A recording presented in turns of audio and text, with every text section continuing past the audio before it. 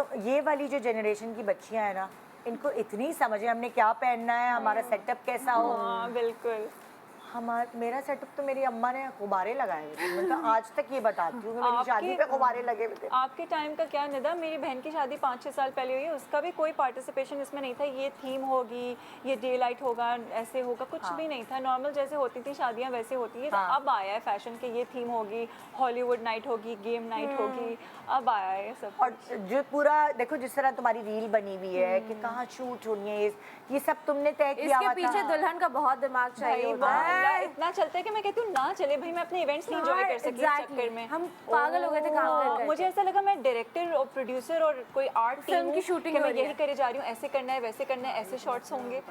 माशाल्लाह देखो कितनी मतलब एस्थेटिकली इतना प्यारा लग रहा है, डे लाइट है और हर तरफ तुम्हारे जोड़े, तुम्हारा बैकग्राउंड सब कॉम्प्लीमेंट कर रहा है।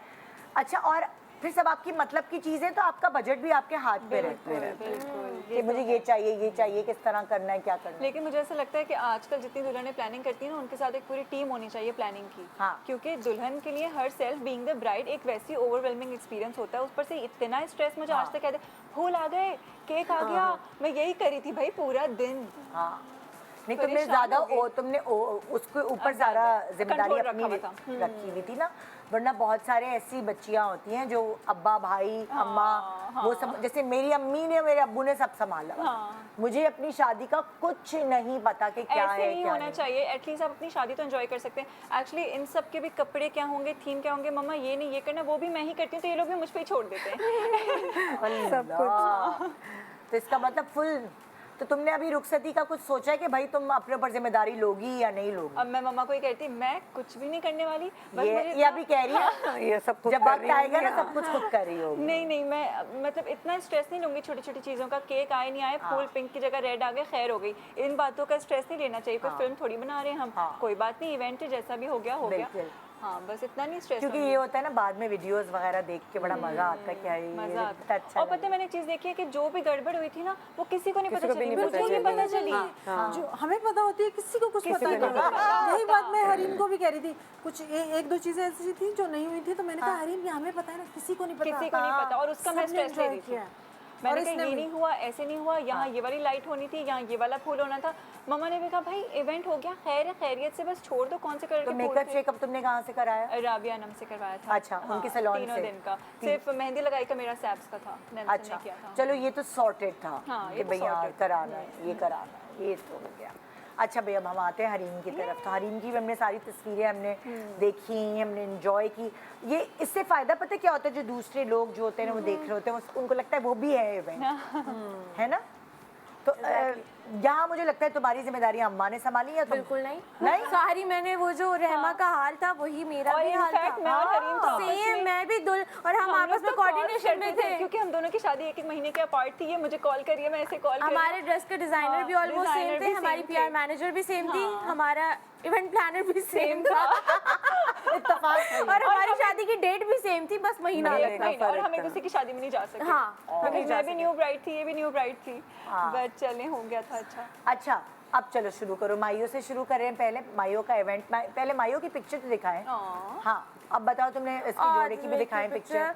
मायू का सीन ये था कि मेरे घर पे मेरा अपना मेकअप आर्टिस्ट आया था, मैं घर पे रेडी हुई थी अपने सब इवेंट्स में। और वो आया हुआ, मैं रेडी हो रही हूँ, हाँ फूल वाले आप आ गए, हाँ आपने कारपेट लगा दी, यार ऊपर जाके देखो डेक नहीं चल रहा, यार जाके देखो बच्चों ने गुब्बारे फाड़ दिए। मैं इस तरह से लगी हुई थी, मेरे पूरे घर में हल्ला मचा हुआ था, कोई नहीं लुक आफ्टर कर रहा था।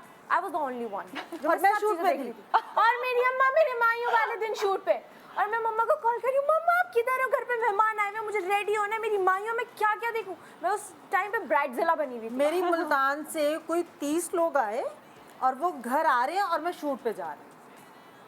और उनका नाश्ता देखना, उनके बिस्तर देखना, उनकी हर चीज़ देखना, उस दिन मेरा मायू, क्योंकि मैं रमज़ान का सीरियल कर रही थी, तो उसका मेरा लास्ट डे था, कुछ सीन्स अटक गए थे और उन्होंने कहा आपको हर हाल में कराना होगा, आज लोकेशन का लास्ट डे है, पूरी कास्ट फिर अवेलेबल नहीं होगी, तो प्लीज़ हमें हाफ डे दे दें।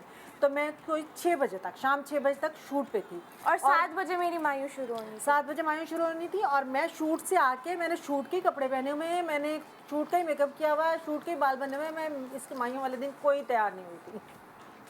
और हमारा टैलेंट देखो हरीम, हम चेहरे पे पता नहीं चलने देते कि सारे दिन क्या हुआ है। हम एक्टर्स हैं। हंस हंस की तस्वीर और मैं आते ही सीधी ऊपर भाग, उधर भाग, नीचे मेहमानों को मिली, क्या है, अब्बा ने कुछ नहीं संभाला। वो तो जाहिर है जो कर रहे थे, लेकिन बहुत सारे काम हमें क्योंकि खवातीन को देखने निदा एक्चुअली प्लानिंग सारी मेरी थी। हाँ। मुझे पता था कहाँ क्या चीज होनी है, यही तो उसको देखना भी मुझे ही था। किसी थर्ड पर्सन को नहीं पता कि यहाँ पे क्या लगवाना हम ना देखें तो सुकून ही नहीं मिलता कि हो गया नहीं हो क्योंकि गया। इन द एंड इवेंट हमारा है bro। ये कुशन यहाँ है तो यहाँ नहीं, यहाँ होना चाहिए, ये फूल यहाँ नहीं तो यहाँ होना चाहिए, तो ये अब देखेंगे फिर वो देखेंगे। हाँ, अच्छा, फिर ब्राइड जो है वो सारा ब्राइड जिला काम। बनी हुई थी ओके, पूरी। फिर माइयो हो गया। तुमने किसका जोड़ा पहना था? मायूं पे एक है सना एंड समाना, अच्छा। उन्होंने मुझे कस्टमाइज जोड़ा बना के दिया था विद वेरी क्यूट पोटली एंड कस्टमाइज खुस्सा।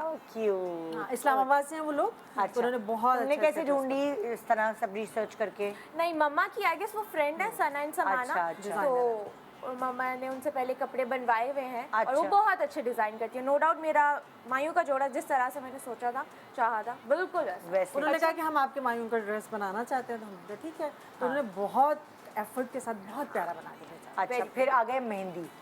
अब मेहंदी का बताओ भाई, क्या सीन था? मेहंदी का भी कुछ इसी तरह का था। मेहंदी का ये था, मेहंदी कंबाइन थी, हमारा पहला कंबाइन इवेंट मेरे इन लॉज के साथ और हमारे घर का डबल प्रेशर।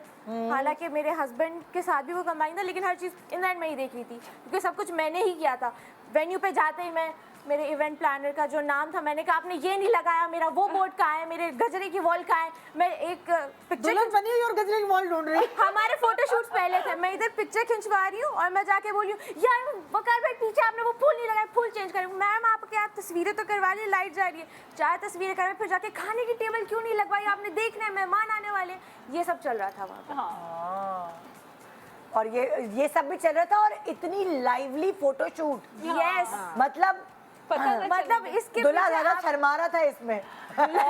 और मुझे लगता है कि शादियों में ना दूल्हा होना चाहिए, तो आप सुकून से अपना इवेंट एंजॉय करोगे, दूल्हों को कोई टेंशन नहीं होती। हाँ। कुछ भी नहीं पता होता Exactly। क्या चल रहा और है। इसको ये भी टेंशन थी कि दूल्हा मेरे साथ अगर डांस नहीं किया तो क्या हो। मुझे ये भी टेंशन थी मेरा दूल्हा पहन क्या रहा है, क्योंकि इन द एंड उसकी और मेरी कपल पिक्चर्स है, वो बुरा लगेगा तो मैं भी बुरी वो तुम्हें नहीं लगूंगी। पता था क्या पहन रहे? मैंने डिसाइड करवाया हाँ, था, good। तो उसकी टेंशन थी कि वो किस तरह से ड्रेसअप हुआ है एंड एवरीथिंग। क्योंकि वो थोड़ा लेकिन shy है। देखो जो इतना प्रेशर होने के बावजूद सब अच्छे ये लगे, ज्यादा माशाल्लाह। इंजॉय करिए इसको, बिल्कुल। मतलब इसने बहुत तस्वीरें enjoy वीडियो में नजर आ रहा है बिकॉज निदा आई तुम न्यू कि enjoy इन द एंड हम यही चीजें देखेंगे मेमोरीज के लिए, और ये अच्छी होनी देखेंगे चाहिए। भी क्या, ये इतना बड़ा दिन है, ये एक ही बार आएगा, इसमें एक ही enjoy बार करना आएगा, चाहिए। इस दिन में स्ट्रेस भी है, इमोशनल चीजें भी हैं, रोना भी है, हंसना भी है, डांस भी करना है, सब करना है। मिक्स्ड इमोशन वाले दिन होते हैं ये। माशाल्लाह माशाल्लाह, नजर ना लगे, खुशी तुम्हारी झलक रही थी। माशाल्लाह, देखिए तुम एंजॉय करियो, Actors ये होने का एक्टिंग नहीं थी। सुनो, actors होने का यही तो फायदा होता है नहीं, कि लेकिन आप ये एक्टिंग नहीं ये थी। एक्टिंग नहीं भूल थी। जाते हैं सब। ये एक्टिंग नहीं थी।